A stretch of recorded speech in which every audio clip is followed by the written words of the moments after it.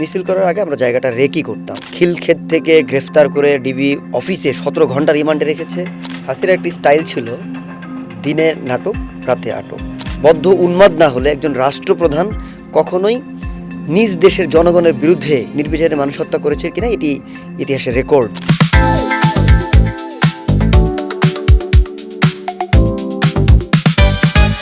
একাত্তর টেলিভিশনের নিয়মিত আয়োজন একাত্তর পডকাস্টে আপনাদের সাথে আছি আমি সাজিদ সরকার। আমাদের ক্যালেন্ডারে আবারও ফিরে এসেছে জুলাই মাস। 2024 সালের জুলাই আগস্টের দিনগুলো বাংলাদেশের ইতিহাসে এক অনন্য ভূমিকা রেখেছে। দীর্ঘ 1.5 দশকের স্বৈরশাসনের অবসান ঘটেছিল তরুণদের আত্মত্যাগ এবং নানামুখী ভূমিকার কারণে। এই আন্দোলনে শুধু তরুণরা নয়, রাজনৈতিক ছাত্র সংগঠনগুলোর ভূমিকাও ছিল নানামুখী এবং ঝুঁকিপূর্ণ। আজকে আমাদের মাঝে উপস্থিত আছেন বাংলাদেশ জাতীয়তাবাদী ছাত্রদলের কেন্দ্রীয় সহসভাপতি আরিফুল ইসলাম আরিফ, যার ভূমিকা ঢাকা বিশ্ববিদ্যালয় থেকে শুরু করে প্রতিটি আন্দোলনে অক্ষরে অক্ষরে এখনও ইতিহাসে লেখা হয়ে রয়েছে। আমরা তার সাথে আজকে কথা বলবো সেই সময়ের চিত্রগুলো নিয়ে এবং তার যে রেখে যাওয়া বা রেখে আসা যে ইতিহাস সেসব বিষয়গুলো নিয়ে। আরিফুল ইসলাম আরিফ, আপনাকে স্বাগত একাত্তর পডকাস্টে। ধন্যবাদ আপনাকে, ধন্যবাদ একাত্তর টিভি এবং যারা শুনছেন সকলকেই। আরিফ, আবারও জুলাই মাস ফিরে এলো। আমরা একটু ছোট্ট করে জানতে চাই সেই সময়ের ইতিহাস।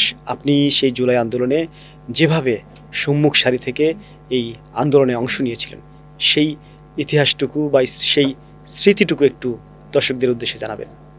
দীর্ঘ 1.5 দশকের স্বৈরাচার বিরোধী পুঞ্জীবিত ক্ষোভের বহিঃপ্রকাশ জুলাই আগস্ট গণ অভ্যুত্থান। যে অভ্যুত্থানটি শুধুমাত্র সেই 36 দিনের জুলাই আন্দোলন কিন্তু ছিল না, সেটি ছিল দীর্ঘ স্বৈরাচার বিরোধী সকল যৌক্তিক আন্দোলনের পুঞ্জীবিত ক্ষোভ, যেটি আমরা 16 বছর ছাত্র সংগঠন হিসেবে এমনকি বাংলাদেশ জাতীয়তাবাদী দল বিএনপির প্রতিটি নেতাকর্মী যারা রাজপথে রক্ত দিয়েছে, যারা শহীদ হয়েছে, পঙ্গুত্ব বরণ করেছে, গুম হয়েছে এবং সর্বশেষ যেই জুলাই বিপ্লব, যেটি বৈষম্য বিরোধী ছাত্র আন্দোলনের ব্যানারে শুরু হলেও সর্বশেষ গণ অভ্যুত্থানের মাধ্যমে এ দেশ থেকে কিন্তু সেই স্বৈরাচার হাসিনার পতন কিংবা সেই স্বৈরাচার সরকার এ দেশ থেকে পালিয়ে যেতে বাধ্য হয়েছে। আমরা যখন রাজনীতিটা শুরু করেছিলাম 2009 সালে হাসিনা সরকার যখন শপথ গ্রহণ করে, আমরা দেখেছি তার কয়েকদিন আগেই 25 এবং 26 ফেব্রুয়ারি বিডিআর বিদ্রোহের হত্যাকাণ্ডের মাধ্যমে কিন্তু আমরা এই দেশে আবার এক অরাজক পরিস্থিতির সূচনা দেখতে পেয়েছিলাম।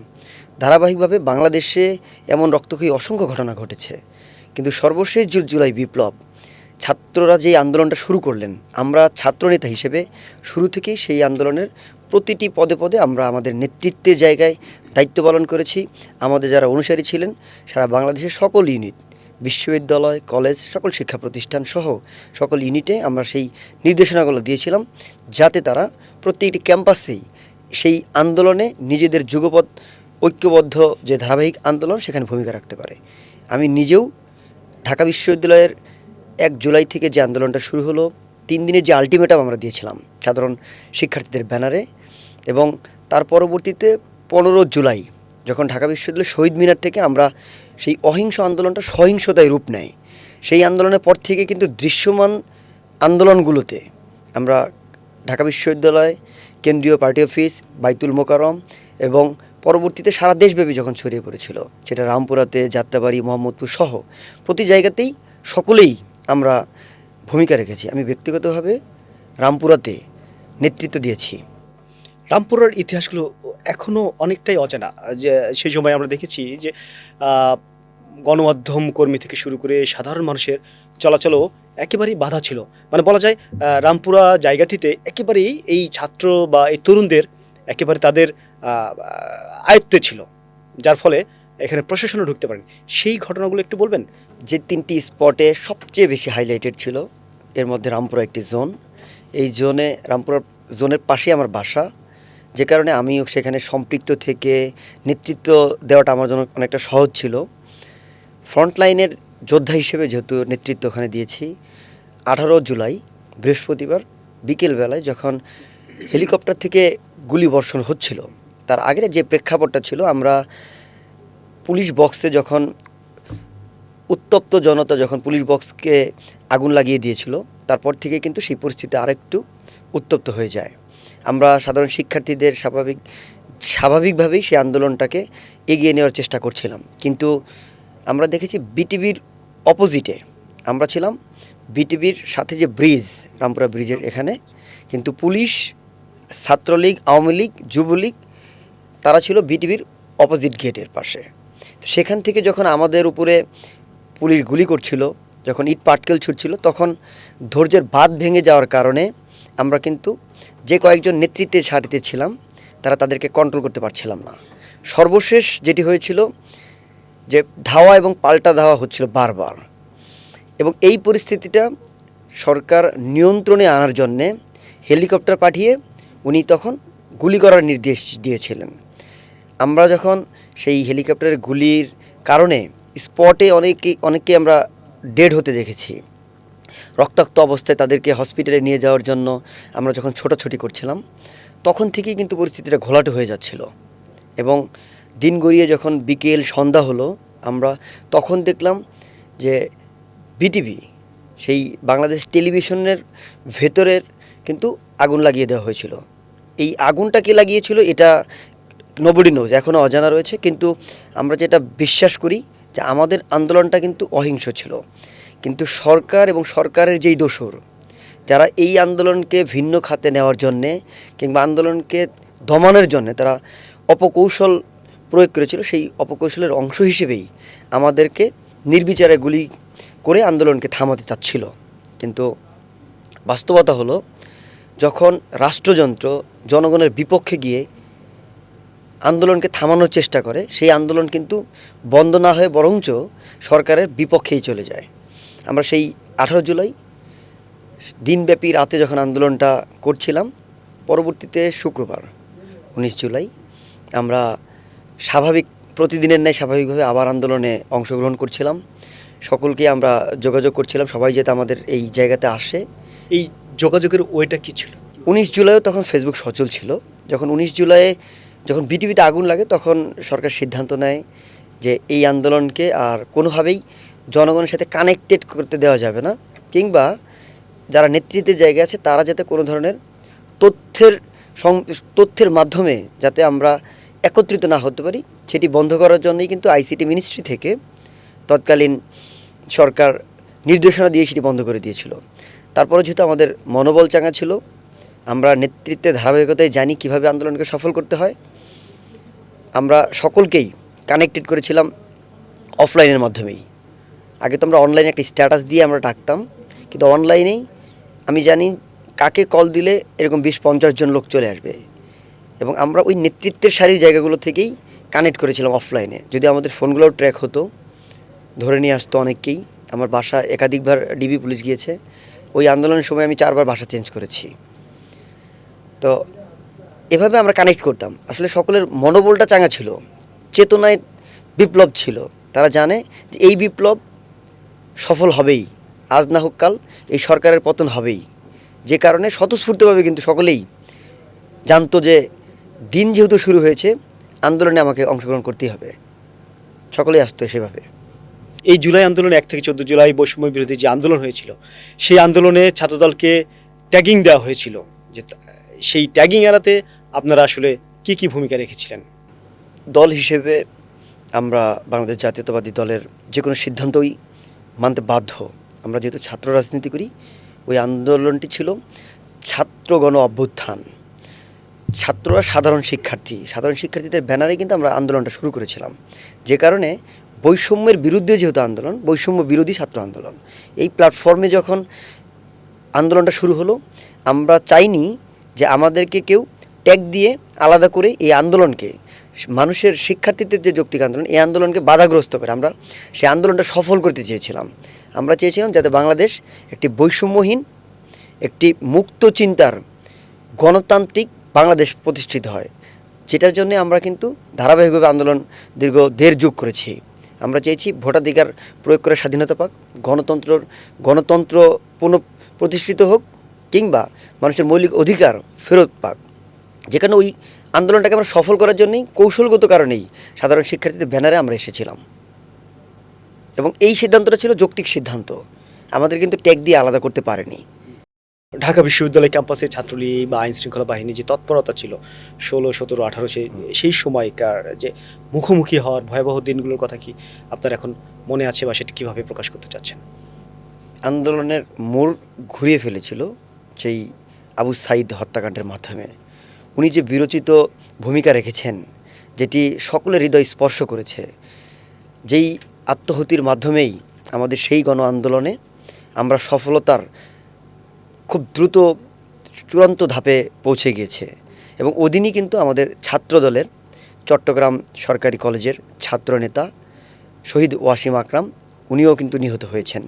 আমরা ছাত্রদল করার কারণে তার সম্পর্কে আমরা জানতে পেরেছি।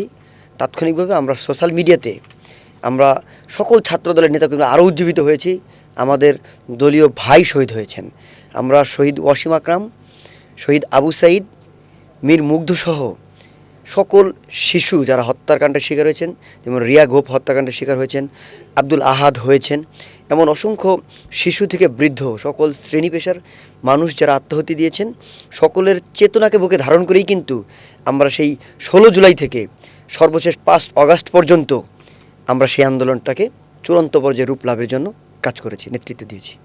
শুধুমাত্র ডিএমপি নয়, সারা দেশে পুলিশ আসলে বাড়ি বাড়ি গিয়ে তল্লাশি করেছে। অনেকের নামে অজ্ঞাত মামলা এবং নতুন করে মামলা দেওয়া হয়েছে ছাত্রনেতাকে থেকে শুরু করে সকল কর্মীদের বিরুদ্ধে। হাসিনার একটি স্টাইল ছিল দিনে নাটক রাতে আটক। আমরা এটা সবসময়ই দেখেছি, সে যেটা বলছে সেটা করছে না।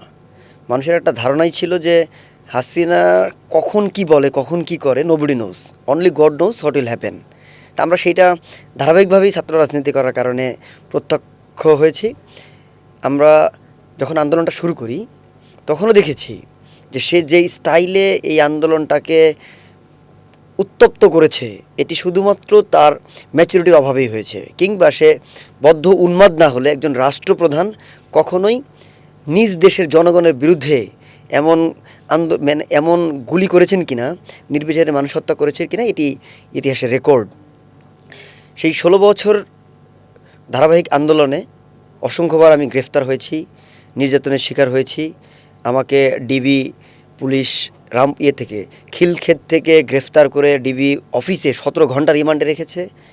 সেটিও 28 অক্টোবরে যেই বিএনপি পার্টি অফিসের সামনে যে পুলিশ হত্যাকাণ্ডের শিকার হলো কনস্টেবল আমিরুল হত্যা, বিচারপতি বাসভবনে হামলা, সেই হামলায় কিন্তু আমাকে গ্রেফতার করে 17 ঘন্টা রিমান্ডে রেখেছে। আমি ছাত্রলীগের হামলার শিকার হয়ে 2022 সালে ঢাকা বিশ্ববিদ্যালয়ের যে দোয়েল চত্বর, সেখান থেকে মাথায় প্রচণ্ড আঘাত পেয়েছিলাম। ছাত্রলীগ আমাকে হামলা করে 4 দিন আমি আইসিইউতে ছিলাম, সমরিতা মেডিকেল কলেজ হসপিটাল, পরবর্তীতে মেডিএইড হসপিটালে আমি ট্রিটমেন্ট করেছি। এবং যেহেতু আমি অসংখ্যবার গ্রেফতার হয়েছি, একটি ঘটনা খুব উল্লেখযোগ্য ছিল। হাসিনা পতনের 5 দিন আগে 31 জুলাই যখন মার্চ ফর জাস্টিস নামে যে প্রোগ্রামটা ছিল, হাইকোর্ট প্রাঙ্গণ থেকে আমাদেরকে যখন গ্রেফতার করে, তখন সেই ঘটনাটি কিন্তু হাসিনা পতনের জন্য আরেকটি উল্লেখযোগ্য ঘটনা ছিল। কারণ আমাদেরকে ছাড়ানোর জন্য তখন ঢাকা বিশ্ববিদ্যালয়ের শিক্ষক, হাইকোর্টের আইনজীবী, বুদ্ধিজীবী সহ সকল শ্রেণী পেশার মানুষ পুলিশের পিকআপ থেকে কিন্তু আমাদেরকে ছাড়িয়ে নিয়েছে এবং আমাদের মুখ চেপে ধরেছে, ঘাড় চেপে ধরেছে। সেখানে আমি নেতৃত্ব দিয়ে অন্তত 9 জন শিক্ষার্থী, ব্রাক ইউনিভার্সিটি, ইস্ট ওয়েস্ট এবং নর্থ সাউথ 3টা বিশ্ববিদ্যালয়ের শিক্ষার্থীদেরকে কিন্তু আমি ছাড়িয়েছিলাম। তা আমি দেখেছি যে ওখান থেকে ছাড়ানোর পরে যখন আমি রামপুরায় আমার বাসায় গেলাম, তখন আমাকে বাড়িওয়ালা বলল যে ইতিমধ্যেই আমাদের ওই বাসাতে ডিবি পুলিশ এসছে, আমি যাতে কোনোভাবেই বাসায় রাতে না থাকি। কারণ আমাকে কিন্তু তার 1-1.5 ঘন্টা আগে ছেড়ে দিয়েছে পুলিশ। তারপর আমি আর বাসায় আসতে পারিনি, কারণ সরকার টার্গেট করেছিল যে বিটিভিতে যেহেতু আগুন লেগেছে কিংবা এই আন্দোলনে আমি গ্রেফতার হয়েছি, হয়তো তাদের কাছে মেসেজ এমন যে এই আন্দোলনে এই উত্তপ্ত পরিস্থিতি তৈরি করার পেছনে আমার ভূমিকা রয়েছে অনেক। একই সাথে বিটিভি পোড়ানোর মামলাতেও আমাকে করা হতে পারে, যে কারণে মানে প্রত্যেকটি সময়ই আর কি যে আমাকে এইরকম আতঙ্ক নিয়ে চলাফেরা করতে হতো। আমি সবসময় একটা ভয় থাকতাম, তারপরেও কিন্তু আন্দোলন থেকে পিছপা হয়নি। একটু ওই যে ডিবি কার্যালয়ের কথা বলছিলেন, ডিবি কার্যালয়ে 17 ঘন্টা রাখা হয়েছে। ডিবি কার্যালয়ের চিত্রটা এখনও আমাদের মাথায় রয়েছে, অনেকের ইতিহাস থেকে আমরা জানতে পেরেছি, সেই 17 ঘন্টার বর্ণনাটা কি একটু দিতে পারবেন? যখন আমাকে গ্রেফতার করা হলো, আমাকে ডিবি একটা গাড়ি সকাল 6:30টার দিকে, আমরা তখন একটা মিছিলের প্রস্তুতি নিচ্ছিলাম। সকালবেলায় মশাল মিছিল করব। তো মিছিল করার আগে আমরা জায়গাটা রেকি করতাম, যে ওই ওভারঅল ওই জায়গাটার অবস্থান কী, কোন জায়গা থেকে শুরু করব, কোথায় শেষ করব। এটা একটা স্বাভাবিক প্রক্রিয়া রাজনীতিতে। মিছিল, মিটিং, সভা সমাবেশ এগুলো তো বৈধ। আমরা তার ধারাবাহিকতায় কাজ করছিলাম।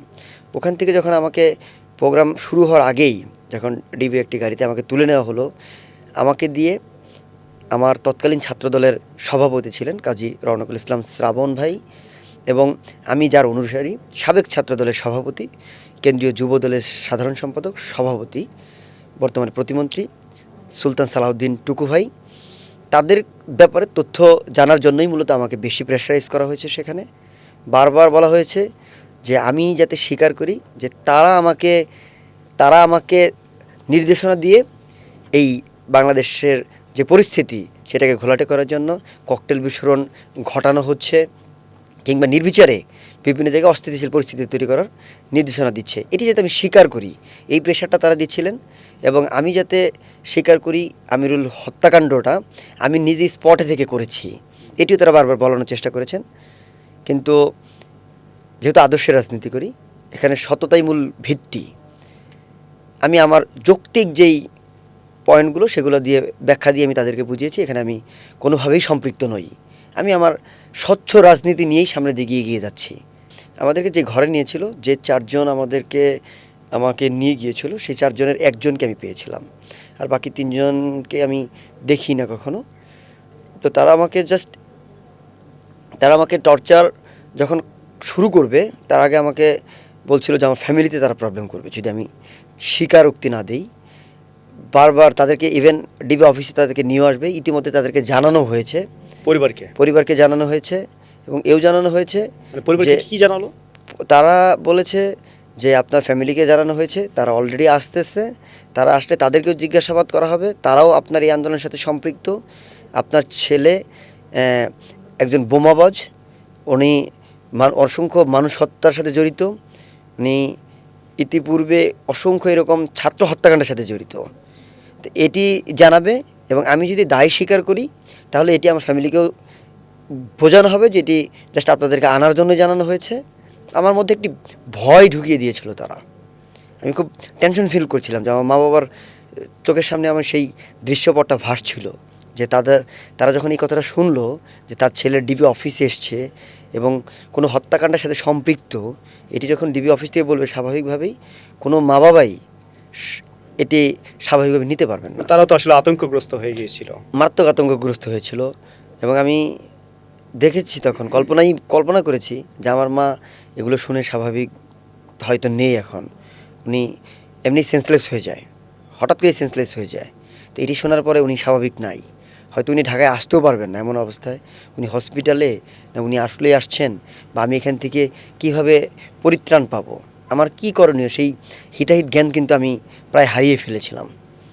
তারপরেও আমি নিজের আত্মবিশ্বাসের উপর ভিত্তি করেই আমি সেই পরিস্থিতি নিয়ন্ত্রণ করেছি।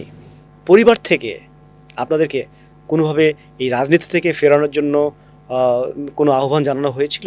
এটি শুধু আমার পরিবার না, প্রতিটি পরিবারেই পিতামাতা চান তার সন্তান যাতে কোনো পরিস্থিতির মধ্যে গিয়ে নিজের অবস্থান থেকে বিচ্যুত না হয়। যেহেতু তারা আমাকে পড়াশোনা করার জন্য পাঠিয়েছেন, কিন্তু এখানে এসে আমি ছাত্র আন্দোলনের সাথে, ছাত্র রাজনীতির সাথে সম্পৃক্ত হয়েছি। আমি দেখেছি মানুষের জন্য কাজ করার কী পরিমাণ সুযোগ এখানে রয়েছে। আমি ইতিবাচক পরিবর্তনের পথে হেঁটেছি, যে কারণে আমি আমার পরিবারকে বারবার বোঝাতাম যে এই দিনের পরে নিশ্চয়ই ভালো সময় আসবে, আমরাই এই বাংলাদেশকে বিনির্মাণ করব। আমি যখন বাবা মাকে বারবার বোঝাচ্ছিলাম, বাবা বুঝলেও মা কিন্তু বুঝতে চাইতেন না। তার কাছে সন্তান থাকবে দুধে ভাতে, সে ছাত্র রাজনীতি কেন করবে, সে পড়াশোনা করবে, চাকরি করবে, বিয়ে করবে, এটি তার চিন্তাভাবনা ছিল। কিন্তু যখন এই ১.৫ দশক রাজনীতি করতে করতে যখন তারা দেখেছে যে আমরা আসলে বুঝতেই পারছি না বা বুঝতে চাচ্ছিও না, একটা জায়গা পর্যন্ত এসেছি, তখন এক ধরনের ছেড়েই দিয়েছে যে আমার সন্তান যাই করুক অন্তত সেখানে নিরাপদ থাকুক। তো সেই জুলাই আন্দোলনে নিরাপদে থাকার জন্যই বারবার বলতেন যাতে সেই আন্দোলনে না যাই। তো মাকে এটি এক ধরনের বলতামই না, অ্যাভয়েড করে যেতাম। যদি কখনো সে ছবি দেখতো বা কেউ দেখাতো, বলতো যে আপনার ছেলে তো হামলার শিকার হয়েছে বা আপনার ছেলেকে তো ডিবি অ্যারেস্ট করেছে, আমি মায়ের সাথেও এক ধরনের মিথ্যা কথা বলে রাজনীতিতে অংশগ্রহণ করতে হতো। সত্য বলার সুযোগই ছিল না। এই গণ অভ্যুত্থানে ছাত্রদলের পক্ষ থেকে দাবি করা হয় 142 জন শহীদ হয়েছে। এই শহীদদের এবং শহীদদের পরিবারের মূল্যায়ন কতটুকু, এবং আপনারা পরবর্তীতে অর্থাৎ 5ই আগস্টের পর এবং বিএনপি ক্ষমতা আসার পর তাদের পরিবারের পাশে কিভাবে দাঁড়িয়েছেন এবং তাদের আসলে কতটুকু মূল্যায়ন করা হয়েছে? আমরা আমাদের দলের এককভাবে ছাত্র দলেরই শুধু 142 জন, বিএনপি বা অন্য সংগঠন নয়। কিন্তু এই যে ছাত্র দলে 142 জন এবং যারা নানা আন্দোলনে হত্যাকাণ্ডের শিকার হয়েছেন, গুম হয়েছেন, খুন হয়েছেন, পঙ্গুত্ব বরণ করেছেন, সকল যোদ্ধাদেরই পরিবারের সাথে ঈদ উপলক্ষে কিংবা আমরা সেই গণ অভ্যুত্থানের পূর্তি উপলক্ষে আমরা স্পেশালভাবে সেখানে তাদের পরিবারের সাথে আমরা যোগাযোগ করি। মাননীয় প্রধানমন্ত্রীর পক্ষ থেকে আমাদের দলের পক্ষ থেকে তাদের পরিবারকে যথোপযুক্ত সহযোগিতা করা হয় এবং তাদের স্মৃতি রক্ষার্থে আমরা ছাত্রদল স্মরণ সভার আয়োজন করি। এখন দাবি করা হয় যে ছাত্র রাজনীতি বা ছাত্রদল পক্ষ থেকে এই আন্দোলনে, এই অভ্যুত্থানে অংশ যে নেওয়া হয়েছিল কিনা সেটি সন্দেহ প্রকাশ করা হয়। সেই জায়গা থেকে আপনাদের আসলে কি বলার আছে? আমরা ট্যাগিংয়ের রাজনীতিতে বিশ্বাস করি না। আমরা জুলাইয়ের একক স্টেক হোল্ডারও দাবি করি না। জুলাই কারো বাপের না, এই স্লোগানটা কিন্তু আমরা দিয়েছিলাম। আমরা বলেছিলাম যখন হাসিনা যখন মুক্তিযোদ্ধাদের নাতি এবং রাজাকারের নাতি এটিকে যখন গুলিয়ে ফেলেছিল, তখন কিন্তু আমরা বলেছিলাম তুমি কে আমি কে, রাজাকার কে বলেছে স্বৈরাচার। আমরা কিন্তু এটি তখন ইস্টাবলিশ করেছিলাম, কারণ একজন রাষ্ট্রপ্রধান এটি বলতে পারেন না। তা আমরা চেয়েছিলাম যে এই আন্দোলনে কোনো ট্যাগিংই হবে না, সাধারণ শিক্ষার্থীদের আন্দোলন। এবং কখনোই আপনি দেখেন আজকে যেই জুলাই অভ্যুত্থানের শহীদের তালিকা হয়েছে, আহতদের তালিকা হয়েছে, সেখানে আমরা সম্মুখ সারি যারা ছিলাম কিংবা ছাত্র দলে যারা ছিলেন, আমরা কিন্তু এই নামগুলো অন্তর্ভুক্তের জন্যেও কখনো কোনো প্রেশারাইজও করিনি। 1.5 বছরে যেটা করা হয়েছে, এককভাবে 1.5 বছর যারা শাসন করেছেন তারা তাদের পছন্দের লোকজনগুলোকেই অ্যাডভাইজার বানিয়েছেন, পছন্দের লোকজনগুলোকে দিয়েই বিভিন্ন মন্ত্রণালয়ে কাজ করিয়েছেন। অসংখ্য অভিযোগ আমরা পত্রপত্রিকায় দেখেছি, টেলিভিশনে দেখেছি, টিআইবি রিপোর্ট করেছেন, বিভিন্ন মিডিয়া রিপোর্ট করেছেন, কিংবা যারা কোনো দল সাপোর্ট করেন না, একটি ইতিবাচক বাংলাদেশ দেখতে চায়, তারাও কিন্তু এই ধরনের অনেক তথ্য নিয়ে এসছেন। আমরা সেই তথ্যের আলোকে দেখেছি যে এখানে বিএনপি কী ধরনের ভূমিকা রাখবেন দল হিসেবে, ছাত্রনেতা হিসেবে আমার ভূমিকা কি হবে। আমরা চেয়েছি যে যেই বৈষম্য মুক্ত বাংলাদেশ বিনির্মাণ, যেটি আমরা 1.5 দশক চিন্তা করেছি, এই প্রেক্ষাপট তৈরি হয়েছে। বাট স্টেক হোল্ডার যারা দাবি করেছেন তারা টুডে টুমোরো হাসিনার মতো ফল করবেন, ইতিমধ্যে তারা ফল করেছেন। এখন যেই বাংলাদেশ, এখন যেই জনগণের প্রত্যক্ষ ভোটে নির্বাচিত বাংলাদেশ জাতীয়তাবাদী দল, যেই দলের চেয়ারম্যান জনাব তারেক রহমান, বাংলাদেশের প্রধানমন্ত্রী, উনি যেই আই হ্যাভ এ প্ল্যান বাস্তবায়নের জন্য সমস্ত ইতিবাচক পরিবর্তনের মাধ্যমে কিন্তু এই প্ল্যানটা উনি বাস্তবায়ন করছেন। তো সেখানে আমার ভূমিকা কী হবে, ছাত্রদল হিসেবে আমাদের ভূমিকা কী হবে, আমরা কিন্তু সেই জায়গাটা চিন্তা করে ট্যাগিংটাকে আগে অফ করেছি।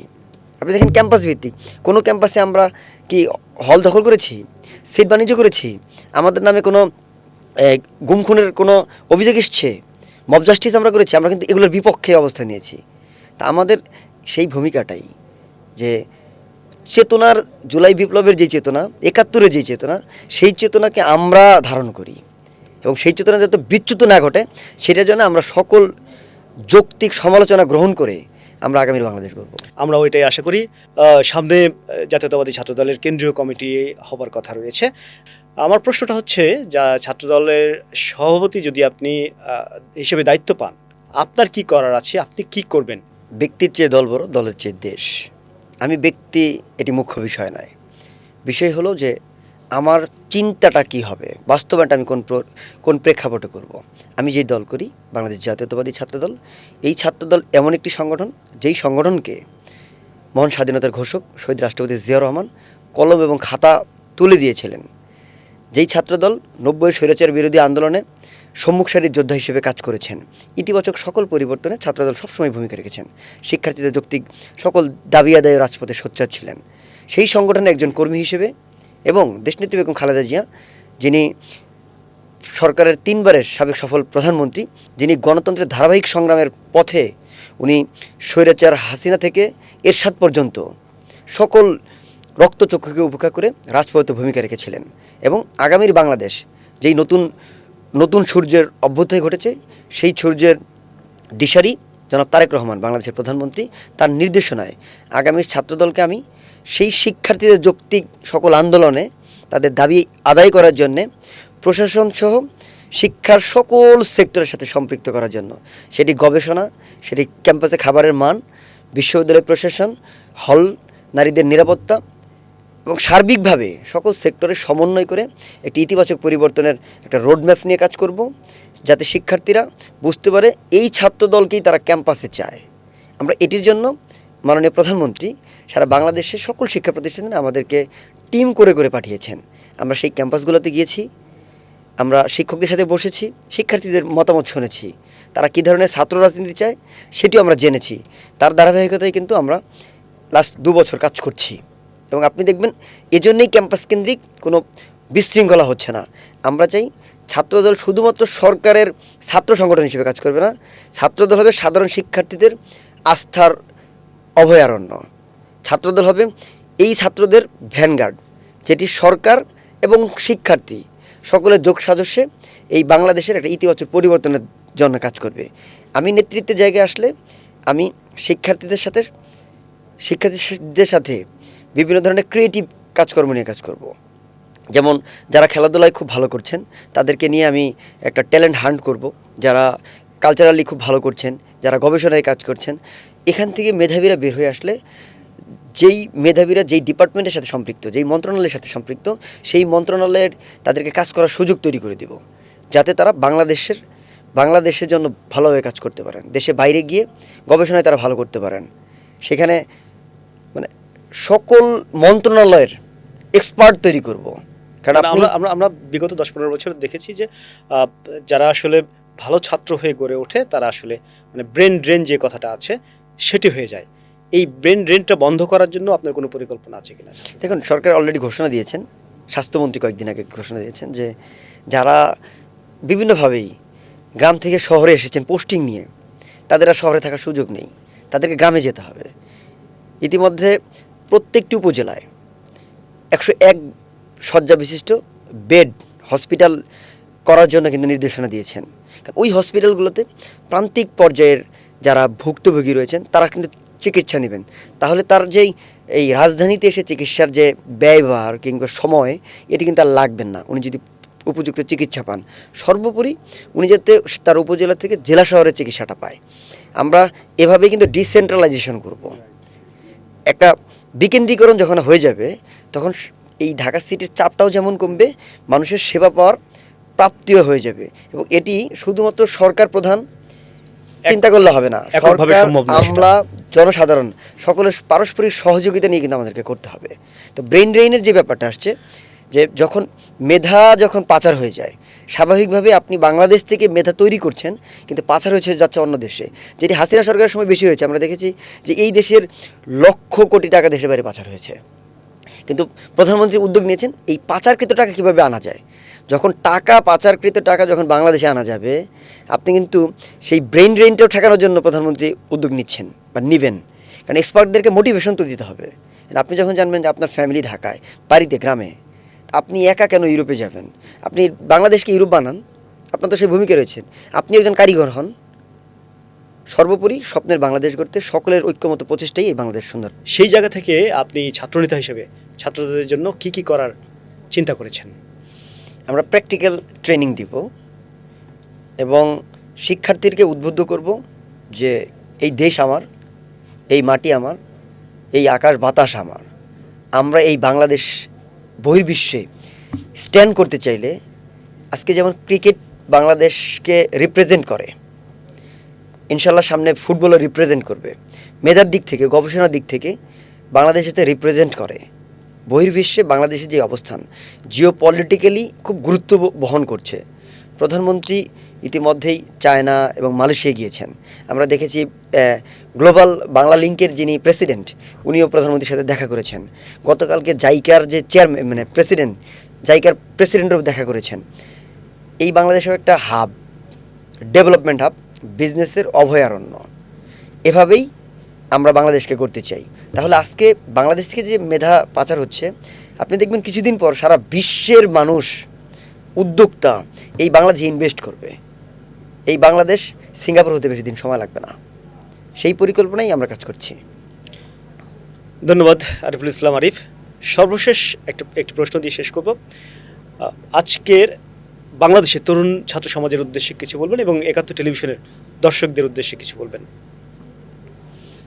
তরুণ ছাত্রদের উদ্দেশ্যে বলতে চাই, এই বাংলাদেশ বিনির্মাণ করতে চাইলে, আপনার চিন্তার মতো করে এই বাংলাদেশ সাজাতে চাইলে আপনাকে ভূমিকা রাখতে হবে। আপনাকে রাজনীতিতে সচেতন হতে হবে, রাজনীতির বিষয়ে সচেতন হতে হবে, নিজেকেও সেই ইতিবাচক রাজনীতি প্রতিষ্ঠা করার জন্য ভূমিকা রাখতে হবে। আপনি শুধু রাজনীতি খারাপ বলে যদি রাজনীতিকে অ্যাভয়েড করেন, তাহলে কখনোই এই বাংলাদেশ সঠিক পথে আগাবে না। কারণ নেতৃত্বের জায়গায় কিন্তু রাজনীতিবিদরাই কাজ করছেন। জুলাই অভ্যুত্থানে আমরা দেখেছি বয়সের তারতম্যকে ভেদ করে তরুণরাই কিন্তু এই বাংলাদেশের সেই অভ্যুত্থানের নেতৃত্ব দিয়েছেন। তরুণরাই কিন্তু এই দেশ পরিচালনা করছেন। আজকে যে সুন্দর সুন্দর যৌক্তিক টকশোগুলো আপনি দেখছেন, দেখবেন এখানে তরুণরাই কিন্তু গবেষণা করে করে সেই টকশোগুলো করছেন। আপনি দেখবেন যে আজকে যে পরিবর্তনটা হয়েছে, সায়েন্টিস্ট যারা আসছেন একদম তরুণ ইয়াং যারা, দেখবেন তারা যেই পরিমাণ মেধা এখানে খরচ করে, এটি কিন্তু অনুপ্রেরণার কারণে করে। সেই অনুপ্রেরণাটা আমরা পরিবার থেকে পাই। তো সেই অনুপ্রেরণা যদি রাজনীতির ক্ষেত্রেও আমরা পরিবার থেকে পাই, তাহলে কিন্তু বাংলাদেশ পরিবর্তন করতে সময় লাগবে না। আমরা চাই শিক্ষা, স্বাস্থ্য, রাজনীতি, অর্থনীতি, সংস্কৃতি, সামগ্রিকভাবে সকল সেক্টর আমরা সেই পজিটিভ মেন্টালিটির মানুষদেরকে খুঁজছি। তা সেই পজিটিভ মেন্টালিটির মানুষ আমি চাই যে আপনিও একজন হয়ে আসেন। তাহলে এই বাংলাদেশ বিনির্মাণ করতে খুব বেশি সময় লাগবে না। কারণ প্রধানমন্ত্রীর পক্ষে একা কোনোভাবেই এই দেশকে সাজানো সম্ভব নয়। আপনি আমরা মিলেই কিন্তু এই বাংলাদেশ গড়ব। প্রধানমন্ত্রী একটা যুগোপযোগী সিদ্ধান্ত নিয়েছেন, বলেছেন আমার আগে আমরা, আমাদের আগে দেশ, ক্ষমতার আগে জনতা, সবার আগে বাংলাদেশ। তাহলে সবার আগে বাংলাদেশকে বুকে ধারণ করলেই, আমি আমার ভূমিকা যদি সঠিকভাবে রাখতে পারি, তাহলেই সেই সবার আগে বাংলাদেশ হবে। এবং এই অনুষ্ঠানের মাধ্যমে ৭১ টিভির সকল দর্শকদের এবং সারা বাংলাদেশ সকল মানুষকে জানাতে চাই, আপনারা আপনাদের জায়গা থেকে এখনই শপথ নিন, যাতে এই বাংলাদেশে যাতে কোনো ধরনের স্বৈরাচারের আবির্ভাব না ঘটতে পারে। আপনার আশপাশে যত অনিয়ম রয়েছে, বিশৃঙ্খল রয়েছে, সেই পরিস্থিতি কীভাবে ওভারকাম করা যায় সেটা নিয়ে আলোচনা আপনারা অব্যাহত রাখুন। এবং ইতিবাচক পরিবর্তনে, বারবার বলছি ইতিবাচক পরিবর্তন, পজিটিভ মেন্টালিটি যদি গ্রো করতে চান, তাহলে আপনার জায়গা থেকে আপনি সেই ভূমিকা রাখলেই আমরা সেই স্বপ্নের দেশ বিনির্মাণ করতে পারবো। ধন্যবাদ সকলকে। ধন্যবাদ আরিফুল ইসলাম আরিফ। আমাদের সাথে যুক্ত ছিলেন জুলাই আন্দোলনের অন্যতম সম্মুখ সারির যোদ্ধা আরিফুল ইসলাম আরিফ, যিনি বাংলাদেশ জাতীয়তাবাদী ছাত্রদলের কেন্দ্রীয় সহসভাপতি। ধন্যবাদ সবাইকে।